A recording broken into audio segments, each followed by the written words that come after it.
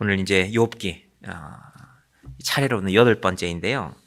제가 욥기를 시작하면서 우리는 지금 욥에게 일어난 일을 다 알고 보는 것입니다. 그러니까 마음이 편하죠. 욥 너무 걱정할 필요 없는데 하나님이 다 회복하실 거야. 당신 잃어버린 재산도 회복시킬 것이고 자식도, 물론 자식을 잃어버리고 새로운 자녀들을 얻는 일이지만 자식들도 하나님이 다시 주실 것이다 라는 그 말씀을 보면서 우리는 마음이 느긋합니다. 알고 있으니까.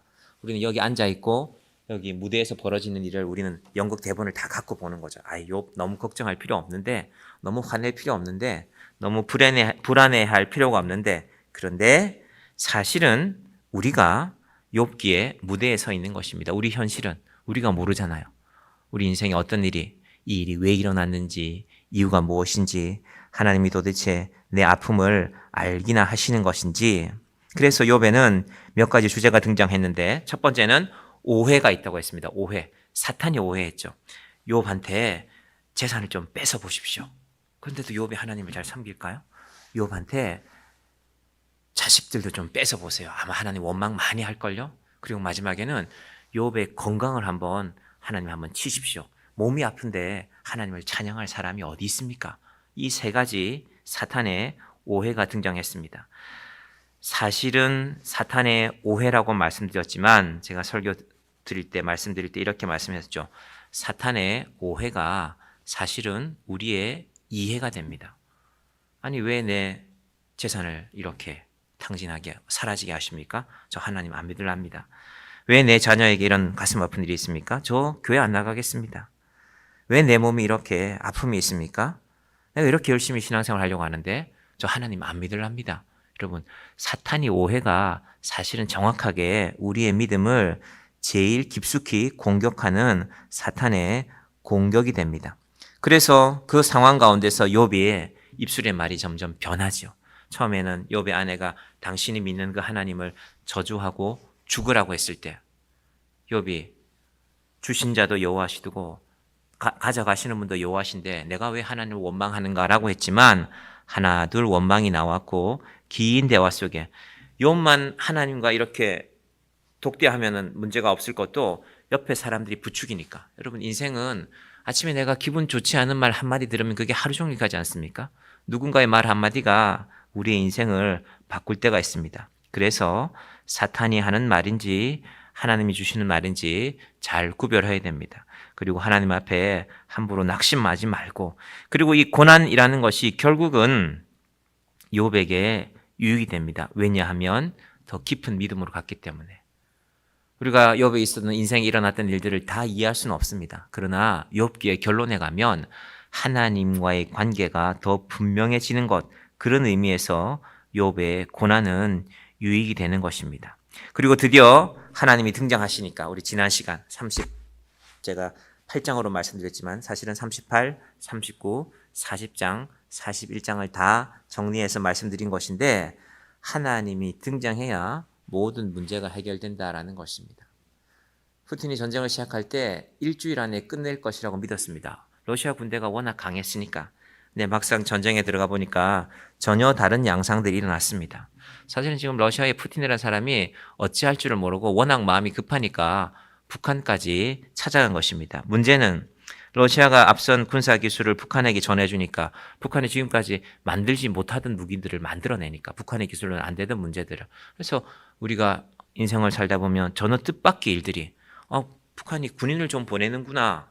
저 사람들 전쟁터 가서 목소리면 가슴 아프겠지. 그 정도 일이 아니라 전혀 새로운 일들이. 여러분 인생은 항상 주고받는 일입니다.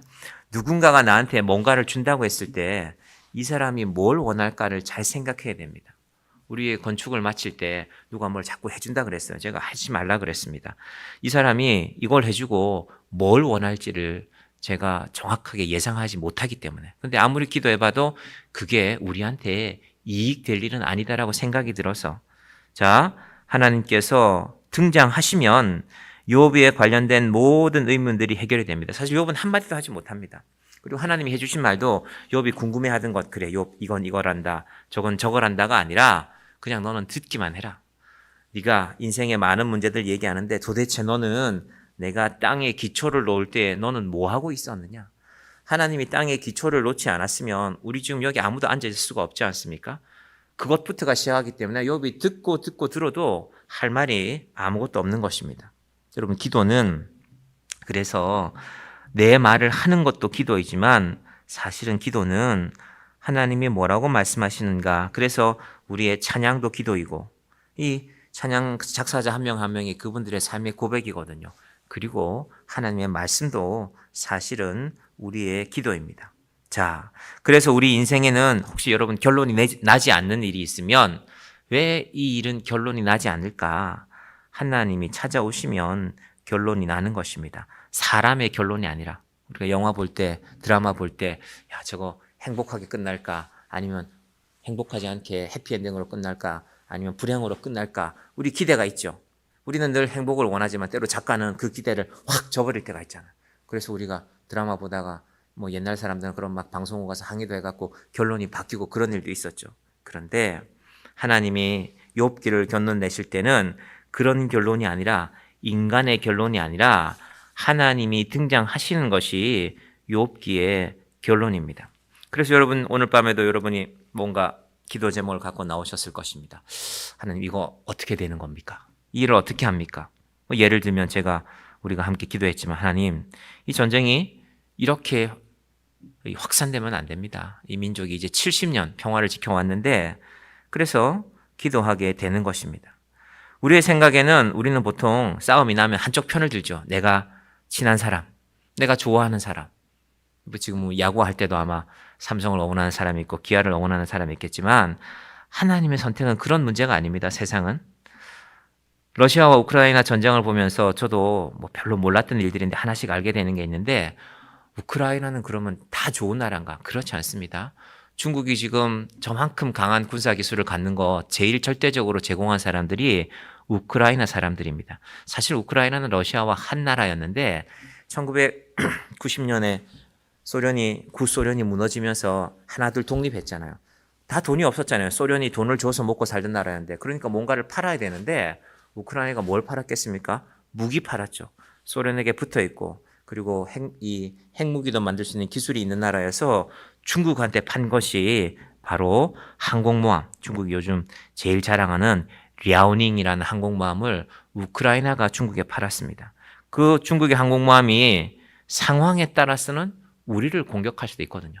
그래서 세상의 일이 생각만큼 단순하지 않습니다. 편을 나눠서 싸울 일이 아닙니다. 안 싸우는 게 답입니다. 그것만 답이고, 싸움이 일어나면 그 일을, 여러분, 싸움이란요, 한 사람과 한 사람, 우리가 보기에 아유, 저 사람들 뭐 별 대단한 사람도 아닌데, 그런데 그 마음에 일어난 싸움과 분노와 미움은 사람의 일로 해결되지가 않습니다. 그래서 우리가 기도해야 되는 것입니다. 욥과 친구들의 문제도, 욥의 인생의 문제도 하나님께서 등장하심으로 해결되는 것입니다. 그럼 어떻게 해결하시느냐? 다 이해시켜서, 지금 욥의 친구들이 엄청난 말을 했지 않습니까? 3장부터 37장까지. 그 많은 말들에 대한 답을, 그래, 내가 답을 다 줄게. 1번 답은 이거다, 2번 답은 이거다라고 하지 않으시고, 하나님의 해결책은 이렇습니다. 너희가 그거 다 알 수도 없다. 하나님이 하시는 일들을. 그런데 아는 것이 중요한 것이 아니라 너희는 나를 믿는 것이 중요하다. 오늘의 첫 번째 결론입니다. 그럼 우리는 아는 것에 대해서 관심이 많지 않습니까? 요즘 아이들은 어른들이 무슨 말하면 이거 열어보잖아요. 못 믿으니까 엄마 아빠를. 그래서 맞구나 하고 이제 스스로 결론을 내리죠. 요걸 찾아보고는.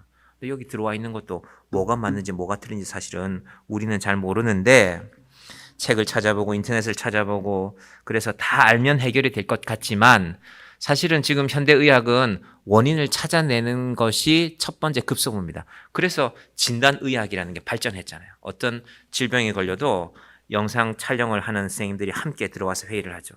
사전에 판독해보니까 이런 부위를 수술하는 게 맞습니다. 그런데 알지만, 사람의 몸에는 알고 있지만 수술하지 못하는 분야들이 꽤 많습니다.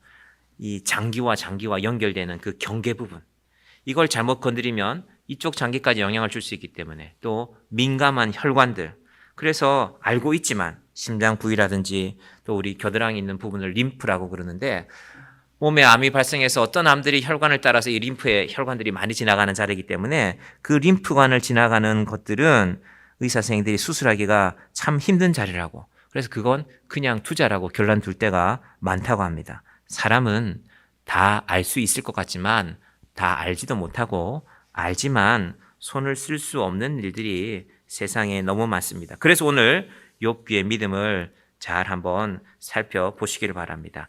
알기 전에 하나님을 믿으면 됩니다.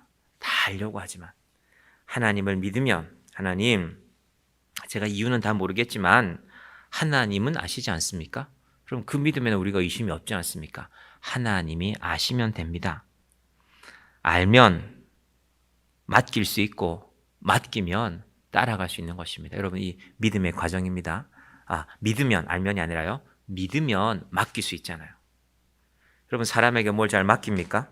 사람을 알아서 맡기는 겁니까? 믿으니까 맡기는 거 아닙니까?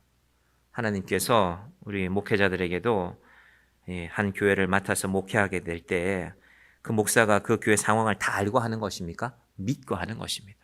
저도 이렇게 정의한교회를 목회하게 되는 가운데 하나님 이건 어떻게 해야 되죠? 제가 답이 없습니다.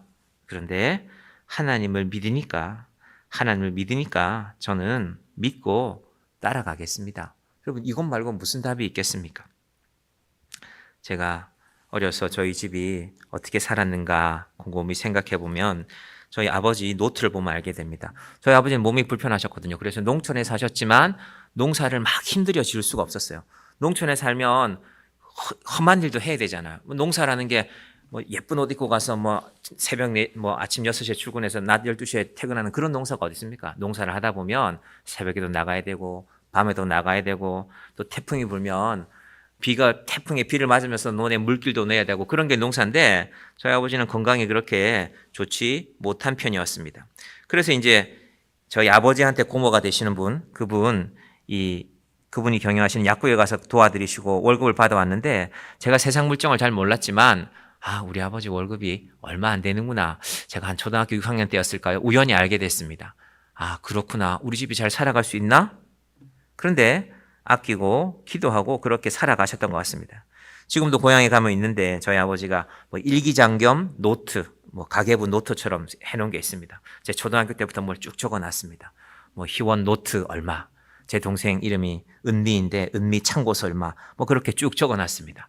야, 돈 많이 들어갔구나. 농담 겸 진담 겸으로 이거 다 받을 거다. 그래서 적어 놓는 거다 하시면서 적어 놓으셨습니다. 근데 돌아보면 제가 대학교 졸업하고 또 동생도 공부하고 저는 또 일본에 가서도 잠시 공부할 기회가 있었는데 하나님이 순간순간 지켜주셔서 살아온 것입니다. 사람들은 말합니다. 저는 자수성가했습니다. 제가 월급이 이만큼이나 됩니다. 그런데 그분들도 자기 인생을 좀 더 자세히 살펴보면 내가 노력하고 애써서 내 능력으로 살아가는 것이 아니라 하나님께서 도우셨구나. 그럼 그걸 깨달아야 진짜 인생을 아는 것이고 진짜 믿음을 아는 것입니다. 내가 다 알고 내가 노력하고 내가 애써서 여기까지 왔다 하면 아직 하나님은 모르는 것입니다. 그분이 세상에서 이룬 게 얼마나 대단한 것인지는 모르겠지만 아직 하나님은 모르죠.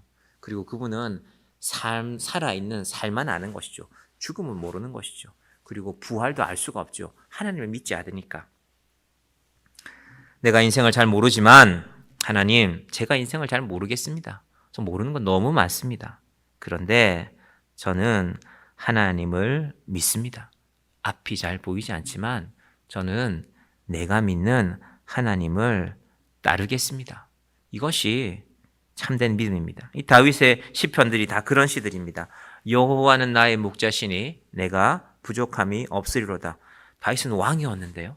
왕이 뭐가 부족한 게 있겠습니까? 다윗이 얼마나 많은 병사들과 넓은 땅과 많은 신하들을 가지고 있었습니까? 하나님께서 그 다윗에게 이 겸손한 고백을 하게 하는 것입니다. 내가 다 알아서가 아니라 내가 다 있어서가 아니라 설령 내가 가진 것이 다른 사람에 비교해서 좀 많다 할지라도 전능하신 아버지 하나님을 믿고 저는 따라가는 인생입니다. 예수님께서 이 땅에 다시 오셔서 심판하는 그날까지 저는 하나님 앞에서 겸손하게 살겠습니다. 때로 다윗의 고백처럼 사망의 음침한 골짜기가 한 발짝만 잘못 내디디면 수백 길 낭떠러지가 눈앞에 보일 때도 있습니다. 사망의 음침한 골짜기를 다닐지라도 내가 두려워하지 않을 것은 주께서 나와 함께 하십니다. 그래서 시편도 잠언도 욥기도 이 모든 믿음들이 통하고 있습니다. 그래서 이것을 시가서 지혜 문서라고 하는 것입니다. 하나님을 믿는 믿음의 지혜가 담겨 있는 것입니다. 올해가 벌써 10월이 이제 다음 주 마지막 주잖아요. 제가 한 달에 한 번쯤은 기도합니다. 하나님, 올 한 달은 어떨까요? 올 한 달은 또 이런 일들이 있겠군요. 제가 염려할 때가 있지만 그런데 믿고 맡기고 따르는 것, 그것 말고는 답이 없습니다. 자, 이 욥기 42장에서 욥이 어떻게 답을 얻을까? 먼저 1절과 2절을 한번 볼까요? 욥기 42장 1절 2절 시작. 욥이 여호와께 대답하여 이르되 주께서는 못하실 일이 없사오며 무슨 계획이든지 못 이루실 것이 없는 줄 아오니. 욥의 말이 이제 변했지 않습니까? 이거 왜 이럽니까? 저거 왜 이럽니까? 내가 얼마나 억울합니까? 왜 엄마 뱃속에 나를 만들었습니까? 차라리 그날이 없었으면 좋았을 텐데. 하나님께서 내 엄마의 뱃속에 나를 잉태하던 그날이 없었으면 더 좋았을 텐데 하던 욥 아닙니까? 이제부터 욥은 하나님, 제가 다 몰라도 됩니다. 그런데 주께서는 하실 수 있는 것 제가 압니다. 2절에 주께서는 못하실 일이 없사하며 무슨 계획이든지 못 이루실 것이 없는 줄 아오니. 여러분, 우리는 계획은 할 수 있죠. 여러분도 계획한 일들이 있죠. 올해 연초에 뭔가 올해를 생각하면서 계획하신 것이 있을 것이고, 저도 마음속에 내년에 정의한교회 목회는 하나님 어떻게 하나님 인도하시겠습니까? 제 마음속에 어떤 계획들이 있습니다. 근데 사람은 계획하지만 사람의 마음으로 많은 것을 계획할지라도 이루시는 분은 하나님이십니다. 이건 계획을 하지 말란 말이 아닙니다. 계획하십시오. 그리고 믿음대로 애쓰십시오. 그런데 그때 우리의 한계를 경험하는 것입니다. 이만큼이구나. 내가 할 수 있는 것은 여기까지구나. 나머지는 주께서 아시니까. 주께서는 못하실 일이 없사오며 무슨 계획이든지 못 이루실 것이 없는 줄 아오니. 그래서 여러분, 내 계획이 안 될 때는 하나님의 계획이 뭔가 있으시구나. 내 뜻대로 안 될 때는 하나님의 뜻이 어딘가에 있구나. 낭망하지 말고, 낙심하지 말고. 성숙한 기도는 그래서 내 계획대로 다 되면 그거는 내가 신이잖아요. 내 마음대로 다 됐으니까. 그게 아니라 내가 이런 계획을 했는데 어떤 일들은 이루게 하시고 어떤 일들은 그 길을 막으실 때는 하나님, 제 계획이 좀 어리석은 것 같습니다. 하나님의 계획은 무엇이 있을까요? 우리의 기도를 다시 방향을 바꿔가는 것입니다. 우리가 해결할 수 없는 문제들이 세상에 많죠. 이 욥기 바로 앞장인 41장에 가보시면요, 이 리워야단이라는 존재가 나옵니다. 잘 들어보면 이게 악어인데 엄청 크고 엄청 힘이 좋고, 악어라는 존재가 무섭잖아요. 우리나라는 악어가 사는 나라는 아닌데, 그 열대지방에 가서 악어가 한 마리 나타나면 키가 막 6m, 7m, 8m 되는 이 큼지막한 악어들이 나타나서 입을 쩍 벌리고 있으면 우리가 어떻게 하겠습니까? 어디를 도망가겠습니까? 그 리워야단이라는 존재가 나오는데, 이건 또 성경을 보면 이 리워야단은 악어처럼 생겼는데 바다에서 살고 있습니다. 그 험한 바다, 깊은 바다에서. 그래서 리워야단은 모든 사람들에게 두려움의 존재입니다. 괴물과 같은 존재. 근데 욥기 40장을 읽어보면 그 리워야단도 하나님의 통치 아래 있다. 하나님이 어떻게 하냐면 41장 2절에 보시면 너는 밧줄로 그 코를 꿰을 수 있겠느냐? 하나님은 하신다는 것입니다. 물고기 잡듯이. 너는 갈고리로 그 아가미를 꿰을 수 있겠느냐? 하나님은 리워야단도 우리가 붕어 잡듯이, 잉어 잡듯이 그 아가미를 꿰어서 이렇게 끌고 다니시는 분이라는 것입니다. 그러니까 염려하지 말라. 지금 오늘 여러분의 인생에 하나님, 제가 감당할 수 없는 일입니다. 이거 제가 어떻게 하겠습니까? 리워야단을 통치하시는 하나님 앞에 하나님은 하실 수 있습니다. 주께서는 못하실 일이 없사오며. 이 욥의 고백이 우리와 우리의 믿음 가운데도 함께 하기를 바랍니다. 이 2절을 다시 해석하면 방금도 제가 말씀드렸지만 내 계획대로 되지 않은 일들이 있죠. 올해도 제가 생각해 보면 하나님 그래도 우리 교회가 올해는 이런 일들이 좀 되었으면 했는데 제 계획대로 안 된 일도 있고 또 제가 계획하지도 않았지만 하나님의 도우심이 있는 일들이 있습니다. 우리 교회 홈페이지가 있는데 우리 교회 홈페이지가 있는 걸 여러분은 잘 모르시는지 모르겠지만 정향교회라고 치면 홈페이지가 뜹니다. 그 홈페이지에 이제 치면 보통 교회 홈페이지를 가보면 주일날 설교나 이 사진들이 잘 올라가야 되는데 사진은 아직 많이 부족하지만 이제 정향교회 홈페이지에 설교가 잘 올라가고 있습니다. 감사합니다. 제가 이런 일이 제가 애쓰지 않았거든요. 근데 하나님께서 어느 날 이런 일들을 채워 가실 때가 있습니다. 자, 이걸 믿게 되니까 욥이 뭘 하냐면 자기를 돌아봅니다. 주께서 못하실 리 없는 줄 알게 되니까 그걸 믿게 되니까 무슨 계획이든지 하나님이 다 이루실 줄을 아니까 이제 자기를 다시 돌아보게 됩니다. 3절 볼까요? 무지한 말로 이치를 가리는 자가 누구니까? 욥기 42장 3절입니다. 다시 봅니다. 무지한 말로 이치를 가리는 자가 누구니까? 나는 깨닫지도 못한 일을 말하였고 스스로 알 수도 없고 헤아리기도 어려운 일을 말하였나이다. 여러분 이게 말의 특징입니다. 처음에는 정신을 차리고 내가 이 말만 해야지라고 하다가요. 어느 날 감정이 말에 개입되기 시작하면 어느 순간부터 막 말하기 시작합니다. 그죠? 여러분이 부부싸움 해보면 아시잖아요. 이게 20년 전의 얘기도 나오고 40년 전의 얘기도 나오고 그래서 그것들이 다 이렇게 도자기가 깨듯이 파트려지고 나면요. 이걸 수습할 수가 없어요. 말이라는 게 그렇잖아요.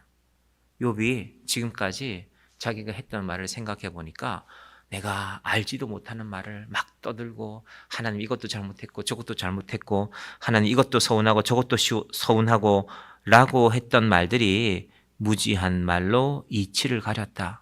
내가 말한 거 다 틀렸는데 하나님 앞에서 내가 다 쏟아놨으니 이제 주워 담을 수도 없게 되었습니다라는 그 말을 하는 것입니다. 그게 욥의 친구들의 말까지 더해졌죠. 그러니까 난장판이 된 것입니다. 우리도 억울한 일이 있을 때마다 내 말 좀 들어주시오, 내 말 좀 들어주시오 라고 하지 않습니까? 그런데 정말로 우리가 하나님을 믿으면 하나님을 믿고 따르면 그래 내가 사람들한테 말 안 해도 되는구나. 사람들 앞에 떠들지 않아도 되는구나 하는 것을 우리의 믿음으로 알게 되는 것입니다. 사람을 믿고 하는 약속도 마찬가지지 않습니까? 정치인들은 항상 뽑힐 때는 다 해주겠다고 했잖아요. 근데 우리는 그 사람이 하는지 안 하는지도 사실 모르잖아요. 그리고 또 5년이 지나가고 또 누구를 뽑고 국회의원들은 4년이 지나면 또 누구를 뽑죠? 그럼 그렇게 살아갑니다. 많은 사람들이. 먹고 사는 게 바쁘니까. 그런데 사람과 약속은 그렇습니다. 근데 어느 날 그런 문제들이 내 인생에 심각하게 다가올 때가 있죠. 이 사람이 약속을 지키지 않으므로. 내 인생에 심각하게 이 사람 때문에 내 인생이 바닥으로 떨어지는구나. 그런데 그때 바닥까지 내려갔을 때 거기서 우리가 깨닫습니다. 이 바닥에 하나님이 계시는구나. 내가 바닥까지 떨어진 줄 알았는데 사람들은 다 도망갔는데 욥 옆에 아무도 없었거든요. 다 도망가 버렸지 않았습니까? 이제 새 친구 찾아와서 한다는 일은 실컷 싸우는 것 아닙니까? 지금 욥의 아내도 보이지 않습니다. 언제부턴가 욥의 아내가 사라졌습니다. 그런데 바닥까지 내려갔는데 거기에 누가 계셨다? 4절입니다. 내가 말하겠사오니 주는 들으시고 내가 주께 묻겠사오니 주여 내게 알게 하옵소서. 다 도망가 버렸는데 하나님만 계시는군요. 그럼 이거 대단히 중요한 문제입니다. 여러분 내가 인생이 잘 될 때는 곁에 사람이 많죠. 동창회장 해주세요. 아니 우리 마을을 위해서 큰일 해주세요 하고 사람들이 찾아오지만 내가 아무것도 없으면 사람들 다 떠나가지 않습니까? 쓸쓸하죠. 그런데 그때 여러분의 곁에 욥이 말하는 것처럼 하나님, 이게 지금 가운데 부분이 생략된 건데 아무도 없는데 하나님은 계시는군요. 그래서 하나님께 말하겠습니다. 내가 말하겠사오니 주는 들으시고 내가 주께 묻겠사오니 주여 내게 알게 하옵소서. 이건 이전에 억울합니다. 들어주세요. 난 잘못 없습니다. 라는 그것이 아니라 아무도 듣는 사람이 없는데 하나님이 들으시는 줄 저는 이제 알겠습니다. 라는 그 고백이 바로 4절의 말씀입니다. 자, 욥이 하나님에 대한 믿음이 생기고 나서 하나님께 대한 자신의 이 욥의 대화가 깊어지니까 바른 관계가 만들어집니다. 여러분 말이 발라지면 관계가 바르게 됩니다. 왜 관계가 틀어집니까? 말이 틀어지니까 관계가 틀어지잖아요. 너 그따위로 말하냐? 사람들하고 그런 대화가 오고 가면 관계 개선되기가 쉽지 않습니다. 왜 전쟁이 납니까? 말이 틀어져 버렸으니까. 말이 지켜졌으면 전쟁하지 않죠. 근데 말이 틀어지죠. 근데 말이 틀어지기 전에 마음속에 욕심이 있죠. 전쟁 준비 다 해놓고도 6.25 일어나기 전에 전쟁 준비 다 해놓고도 남침 안 했다. 북침했다. 여러분 시작이 그렇지 않습니까? 마음이 틀어지고 말이 틀어지고 나면 관계가 틀어지는 것입니다. 그런데 이제 욥의 마음이 회복되고 말이 회복되고 나니까 하나님과 욥의 관계가 회복됩니다. 5절 같이 볼까요? 내가 주께 대하여 귀로 듣기만 하였사오나 이제는 눈으로 주를 배움나이다. 여러분 잘 생각해 보십시오. 여러분하고 심히 마음이 불편하면 쳐다보기 싫잖아요. 그죠? 욥이 하나님도 쳐다보기 싫었던 거예요. 하나님 저 꼴도 보기 싫습니다. 나오지 않지만 감히 그런 말은 하지 않았지만 욥의 마음속에 있었던 말이 지금 나오는 겁니다. 그런데 이제 제가 하나님을 바라봅니다. 하나님만 바라봅니다. 그 표현이 바로 내가 주께 대하여 귀로 듣기만 하였으나 전에는 꼴도 보기 싫었는데 이제는 눈으로 주를 하나님을 바라보게 되었습니다. 주께 대하여 귀로 들은 것은 또 누가 말했냐 하면요. 사실은 욥의 세 친구들이 하나님을 자꾸 핑계댔잖아요. 우리가 그 대화를 길게 살펴보지 못했지만 욥의 세 친구들이 하는 말들이 계속 뭐냐면은 우리가 하나님을 좀 아는데 하나님 보시기에 너 잘못됐다. 우리가 하나님을 좀 아는데 하나님은 바른 일을 하는 사람을 심판하지 않는다. 그러니까 그 세 친구들은 자기가 아는 하나님을 자꾸 주장했는데 그것도 아니라는 것입니다. 그래서 7절, 8절, 9절에 가면요. 하나님 그 세 친구들을 혼내요. 너희 잘못했다. 욥이 맞다. 욥이 얼마나 마음이 어색했겠습니까? 근데 지금 이게 욥에게 큰 문제가 아니에요. 하나님을 만남으로 하나님이 말씀하심으로 하나님과 바른 관계가 되므로 이런 서운함들도 다 사라졌습니다. 자, 그리고 나서 욥이 하나님과의 바른 관계를 세워놓고 보니까 욥 자신이 해야 될 일은 뭘까? 회개죠. 6절입니다. 그러므로 내가 스스로 거두어 드리고 티끌과 제 가운데에서 회개하나이다. 자, 욥의 세 친구들이 지금까지 너 회개해라, 회개해라. 그러면 하나님도 용서하실 거다. 계속 말했거든요. 그래도 안 했습니다. 그런데 하나님과의 관계가 회복되고 나니까 하나님, 제가 해야 할 일이 회개임을 이제 알겠습니다. 하나님, 저 잘못했습니다. 하나님께 회개합니다. 이 말은 방금 제가 말씀드렸던 4절, 5절, 6절, 7절은요. 다르게 말하면 하나님 제가 3장부터 37장 사이에 엄청나게 많은 말을 쏟아내는데 그거 좀 다 지워주시면 안 됩니까? 여러분 카톡 보내시다가 가끔 실수하면 삭제하죠. 사람들이 그러면 이 사람이 뭘 쓰다가 삭제했나? 궁금해하지 않습니까? 그죠? 욥은 카톡은 안 쓴 사람이지만은 하나님 제가 하나님 앞에 떠버린 말이 너무 많은데 그거 좀 삭제해 주시면 안 되겠습니까? 그 뜻이 바로 이 6절의 회개라는 의미 속에 담겨 있습니다. 그러고 나서 이제 7절, 8절, 9절은요. 길게 설명할 필요 없습니다. 욥 네 말이 맞다. 대만 사람 엘리바스 세 친구 중에 엘리바스를 대표로 해서 엘리바스 너 잘 들어봐라. 하나님이 하시는 말입니다. 너와 내 두 친구에게 7절에 노하노니 이는 너희가 나를 가리켜 말한 것이 내 종 욥의 말같이 옳지 못함이니라. 욥이 맞다. 다르게 말하면 내가 욥을 안다. 지체 높은 한 사람이 우리가 어떤 중요한 자리에 갔는데 그 자리에서 제일 책임 있는 사람이 회사라면 그 회사 회장님이 내가 김 과장을 잘 알지? 내가 김 과장을 믿지? 그러면 되잖아요. 회장님이 김 과장을 믿는다는데 누가 김 과장한테 시비 거는 사람이 있습니까? 아무도 시비 걸지 않습니다. 하나님께서 욥 내가 너를 안다. 네 친구들이 잘못됐다. 근데 욥이 이걸 갖고요 막 마음으로 기뻐하지 않습니다. 이미 알았기 때문에 이 문제가 별 문제가 아니기 때문에 여러분 사람에게 인정받는 거 중요하죠. 동창회 가서 누가 나를 알아주면 기분 좋습니다. 목사들도 교회가 좀 크면 가면 노예 가보면 알아요. 사람들이 악수하려고 막 찾아다니는 사람들이 있어요. 좀 규모가 큰 교회 목사님들 아마 내일도 노예 가면 그런 광경들을 보게 될 것입니다. 사람은 다 그렇습니다. 목사님들이 잘못하는 게 아니라 사람은 그래요. 내가 저 사람한테 가서 먼저 인사해야지. 또 이게 후배 목사들은 연세 드신 선배 목사님들 찾아가서 먼저 인사하는 모습이 보기 좋죠. 그런데 욥은 그런 것마저도 이제 연연하지 않습니다. 그러고 나서 하나님과 욥 사이에 결산하시는 내용이 이제 10절부터 17절까지 쭉 이어주시는데요. 먼저 10절은 소유에 대해서 10절 한번 보십시오. 욥이 그의 친구들을 위하여 기도할 때에 여호와께서 욥의 곤경을 돌이키시고 여호와께서 욥에게 이전 모든 소유보다 갑절이나 주신지라.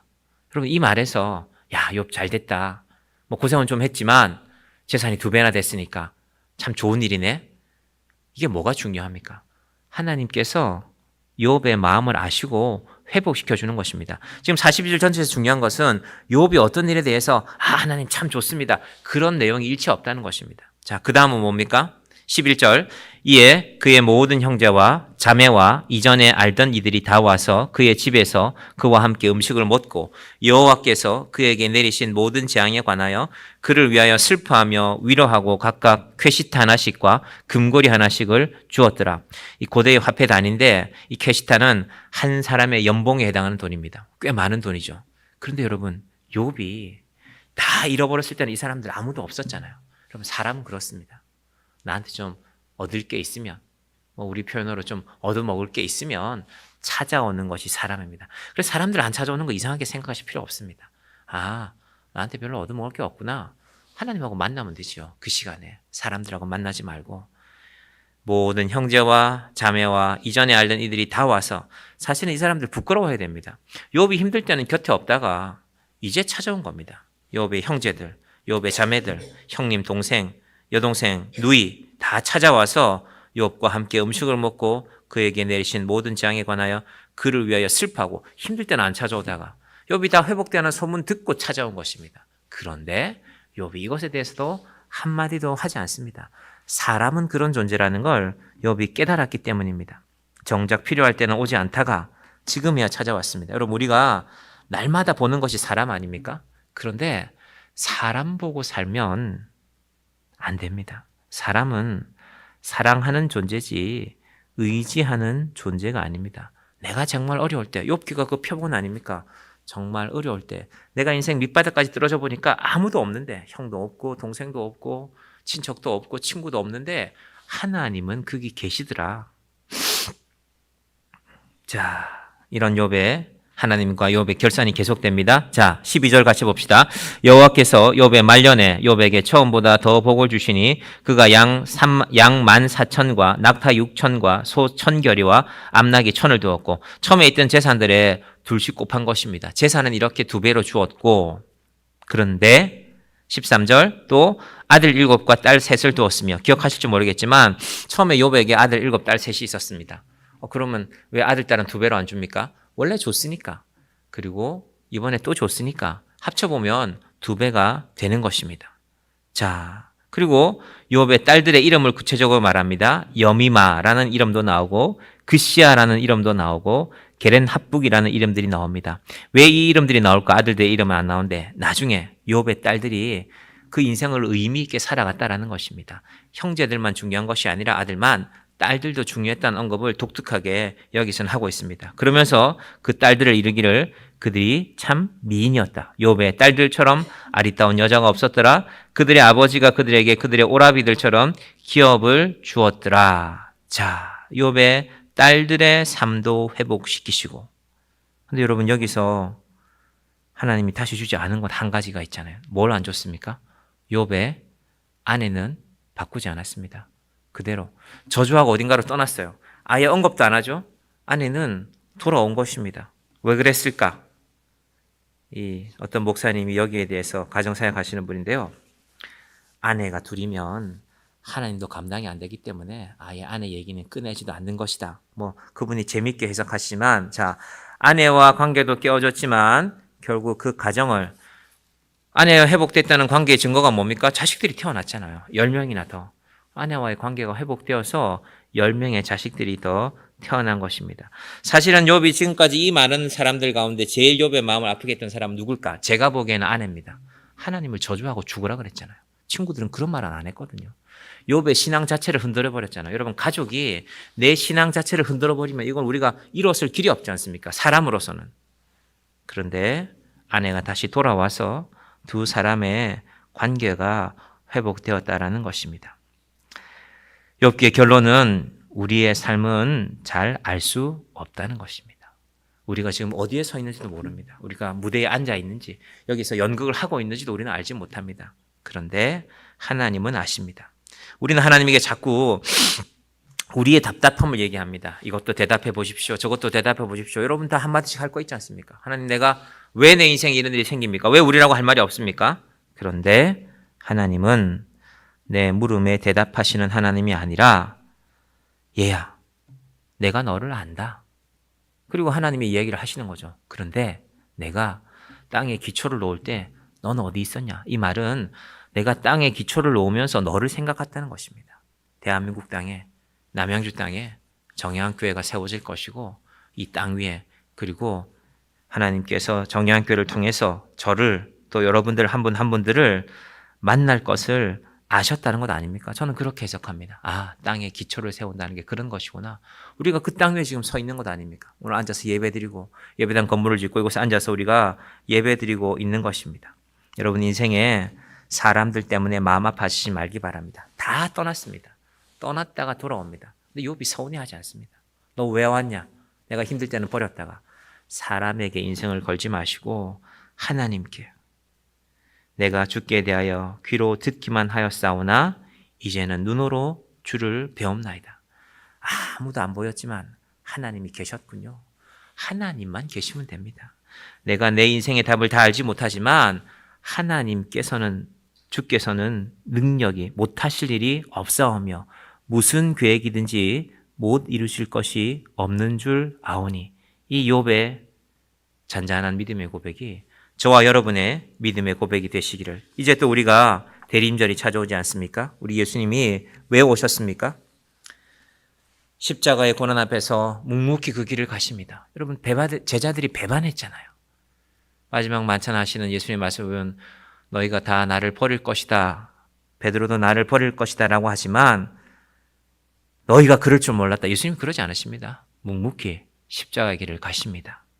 오늘 하나님께서 우리에게도 그 예수님을 바라보며 우리의 길을 하나님 앞에서 묵묵히 나아가는 믿음의 사람들이 되시기를 주님의 이름으로 간절히 축원드립니다.